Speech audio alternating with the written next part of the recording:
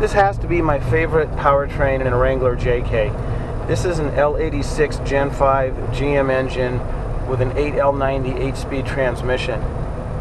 It's difficult to describe just how nice these engines run. This engine has exactly what the JK needs, and that is a tremendous amount of torque. When you combine the diesel-like running characteristics of this L86 along with the 8-speed transmission, it's just a magic combination.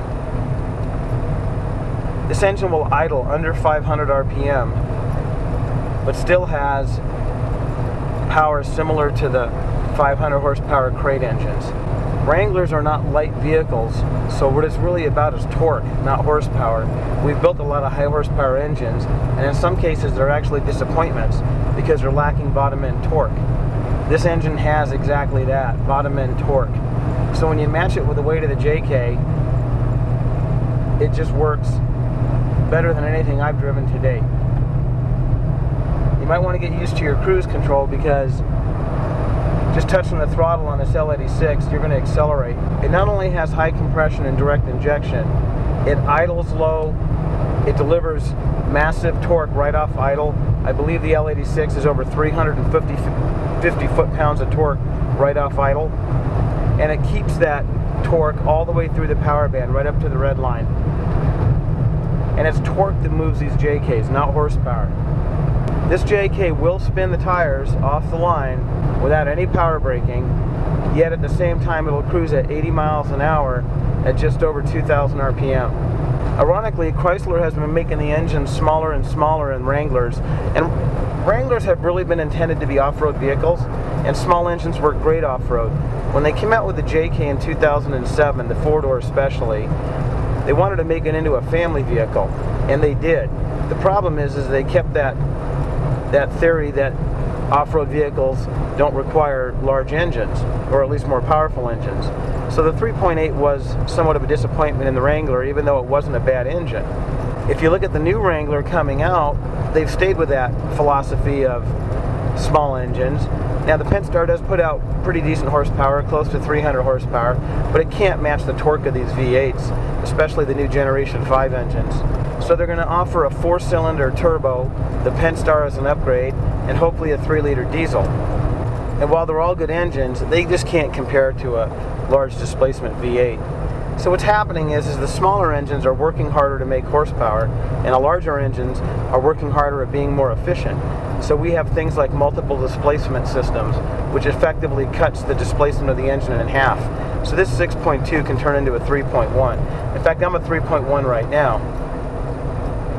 And by eliminating those pumping losses, we can get similar efficiency to the smaller displacement engine. The smaller displacement engine, through technology, can get horsepower similar to the larger engines. The new turbo 4-cylinder will make horsepower through a turbo. But like any other forced induction system, there's going to be a compromise with forced induction. It's more complicated, drivability can suffer when you're working with a 2 or 3 bar operating system versus a normally aspirated operating system. So the V8 is a more pure and honest engine and delivers torque and horsepower based on cubic inches and displacement, not off technology. Now by putting that technology into the V8, we get a lot of the benefits of the smaller engine. So the overall package in these Gen 5s is just phenomenal, and I think it really shows its colors in heavy vehicles like these JKs, because in a light vehicle, a small engine works really well. I've driven Camaros with the V6, and they stay in 4-cylinder mode quite a bit because the vehicle is light, aerodynamically it's clean. You take that same engine and you put it into a heavy 4-wheel drive JK lifted with 40s, and it doesn't do so well.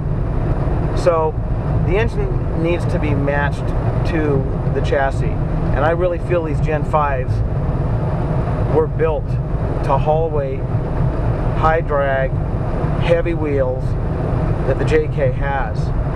And while the other options are attractive, I don't think that they're going to match the V8 for performance and economy, especially when under a load. If you're going to load up your JK and head up north, go to Rubicon, go to Moab, and you're going to be climbing trails 8,000 feet, interstate grades like the Eisenhower Pass. That's what these V8s are for. They're meant to be put under a heavy load for long periods of time. And while the smaller engines can haul your JK up these grades, they just do it in a different way. The Pentastar might rev up. You might be going up the pass at 4,000 or 5,000 RPM. Turbochargers are in boost, which is not a bad thing, but at the same time, we have to look at longevity. If you look at these V8s, we want to see at least 200,000 or 300,000 miles on the engine with no major repairs. That's going to be difficult with a supercharged or a turbocharged V6. So from a longevity standpoint, I think the V8 takes the cake. So we just got off the mountain with this Gen 5 JK, and it did awesome as I thought. This is one serious JK. Let me tell you a little bit about it. It has Evo's double throwdown, coilovers, Dana 60s front and rear with Eaton E-Lockers, anti-rock sway bar disconnects. And what's really surprising about this JK is it will idle and crawl at 500 RPM at Moab or Rubicon all day, running on regular gas, but it will also compete against the most powerful of the production crate engines. I take this engine against any Gen 4 crate engine, including the LS3 430 and the LS3 480. I take it against any Hemi, the 5.7, 5.7 VVT, 6.1 or 6.4 in stock production trim. So what's amazing about this build is this is a serious JK, but the engine is extremely versatile. It's very powerful, yet so docile that it can cross Fordyce or Rubicon or Moab or a desert with the mildest of the motors, like the 5.3s and even the 3.8s.